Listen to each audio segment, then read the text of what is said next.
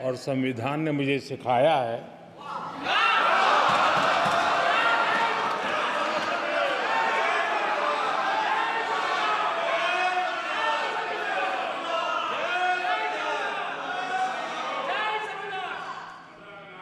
कि मुझे विपक्ष के नेता को गंभीरता से लेना चाहिए।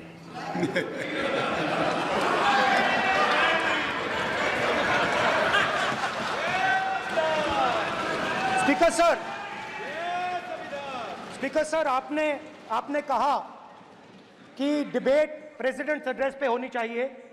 ये जो मैंने किया है, अनुराग ठाकुर जी ने अयोध्या की बात की थी, अनुराग ठाकुर जी ने सनातन धर्म पर आक्रमण की बात की थी, इसीलिए मैंने ये किया है। मैं दिखाना चाहता हूं कि अयोध्या में क्या हुआ, अयोध्या की सच्चाई क्या थी। प्रेसिडेंट्स डिबेट में उन्होंने बात उठाई थी, मैंने बात बंद की। प्रधानमंत्री जी को अच्छी लगी अयोध्या की बात अच्छी लगी। डर फैलाया और ऑपोजिशन का रिस्पांस, एक साथ मिलकर भारत जोड़ो यात्रा, सारे के सारे ऑपोजिशन, पूरा देश एक साथ मिलकर कन्याकुमारी से कश्मीर तक चला। और जो आपने डर फैलाया, उसके बारे में यात्रा में बहुत कुछ सुनने को मिला। अभी तक याद है, सुबह 7 बजे 7-8 बजे की बात थी, यात्रा में चल रहे थे। एक महिला आती है, हमारे साथ चलती है, मेरा हाथ पकड़ती है और घबराई हुई सी थी। तो मैंने पूछा क्या हुआ, वो मुझे कहती है मुझे मार रहा है, मुझे मार रहा है।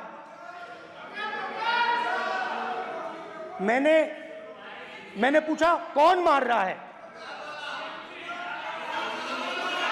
कौन मार रहा है? बेटी बचाओ, बेटी की दुविधा सुनाई नहीं दे रही, बेटी का दर्द नहीं सुनना चाहते, भारत की महिलाओं का दर्द नहीं सुनना चाहते। मैंने पूछा कौन मार रहा है, कहता है मेरा पति मार रहा है। मैंने कहा क्यों? कहती है सुबह का खाना नहीं दे पाई। मैंने कहा क्यों? खरीद नहीं पाई, महंगाई है, महंगाई है, खरीद नहीं पाई, खाना नहीं पका पाई, इसलिए मुझे मार पिट रही है। मैंने कहा बहन क्या करूं, कैसे आपकी मदद करूं? कहती हैं आप कुछ मत कीजिए,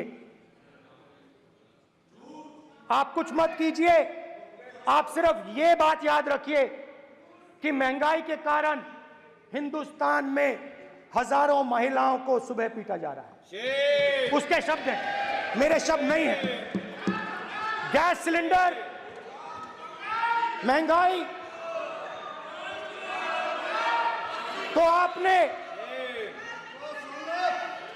गरीबों को, महिलाओं को डराने का काम किया। शिव जी कहते हैं डरो मत, डराओ मत।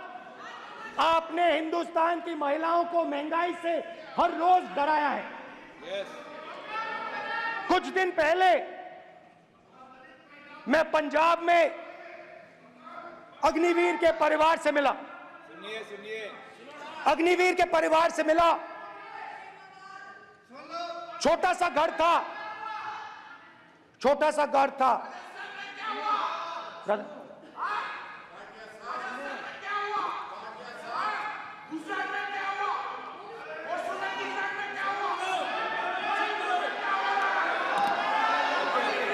ठीक है,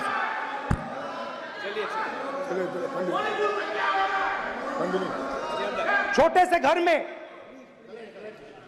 घर में अग्निवीर शहीद हुआ, लैंडमाइन ब्लास्ट में शहीद हुआ। मैं उसे शहीद कह रहा हूं, मगर हिंदुस्तान की सरकार उसे शहीद नहीं कहती है। नरेंद्र मोदी उसे शहीद नहीं कहते हैं, नरेंद्र मोदी उसे अग्निवीर कहते हैं। उस घर को पेंशन नहीं मिलेगी, उस घर को कंपनसेशन नहीं मिलेगी, शहीद का दर्जा नहीं मिलेगा।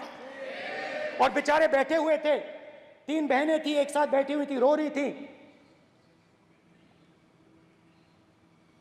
आम जवान को पेंशन मिलेगी, जरूर दुख होगा, मगर हिंदुस्तान की सरकार आम जवान की मदद करेगी। मगर अग्निवीर को जवान नहीं कहा जा सकता। अग्निवीर यूज एंड थ्रो मजदूर है। और आप उससे कहते हो, उसको आप 6 महीने की ट्रेनिंग देते हो, 6 महीने की ट्रेनिंग देते हो। दूसरी तरफ चाइना के जवान को 5 साल की ट्रेनिंग मिलती है, राइफल लेकर उसके सामने खड़ा कर देते हो, उसके दिल में भय पैदा करते हो। एक जवान और दूसरे जवान के बीच में फूट डालते हो कि एक को पेंशन मिलेगी, एक को शहीद का दर्जा मिलेगा, दूसरे को नहीं मिलेगा, और फिर अपने आप को देशभक्त कहते हो। ये कैसे देशभक्त हैं?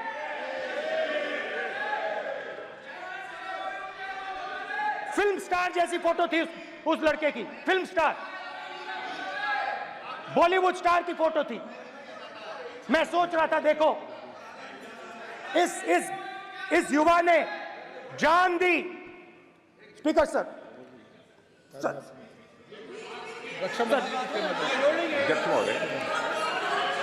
अध्यक्ष महोदय, एक आदमी सब पर भारी।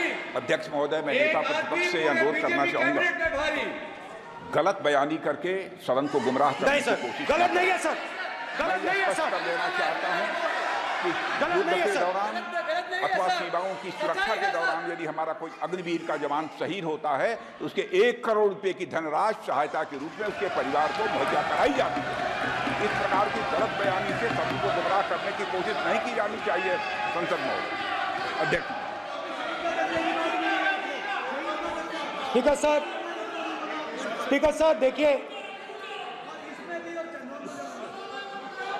स्पीकर सर देखिए, राजनाथ सिंह जी की एक राय है, मेरी एक राय है। सच्चाई अग्निवीरों को मालूम है, हमें बोलने की जरूरत नहीं है। अग्निवीर को किस चीज का सामना करना पड़ता है, शहीद का दर्जा मिलता है या नहीं मिलता है, कॉम्पनसेशन मिलता है नहीं मिलता है, पेंशन मिलती है नहीं मिलती है, वो उसको मालूम है। पॉइंट ऑफ ऑर्डर है मान्यवर। अब सदन के सामने 2 स्टेटमेंट हुए, एक हुआ विपक्ष के नेता का, दूसरा हुआ माननीय राजनाथ सिंह जी का, रक्षा मंत्री जी का। ये कहते हैं कि 1 करोड़ रुपया नहीं मिलता है। श्री राजनाथ सिंह ने अधिकृत रूप से कहा कि मारे जाने वाले अग्निवीर को जो शहीद होता है उसको 1 करोड़ रुपया मिलता है। उनको फैक्चुअल पोजीशन सदन पर रखनी चाहिए मान्यवर।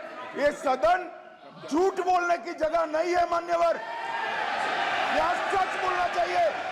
और अगर ये नहीं रखते हैं तो उनको ये सत्यापन नहीं करते अपने स्टेटमेंट का, तो उनको सदन और देश से और अग्निवीरों से माफी मांगनी चाहिए माननीय।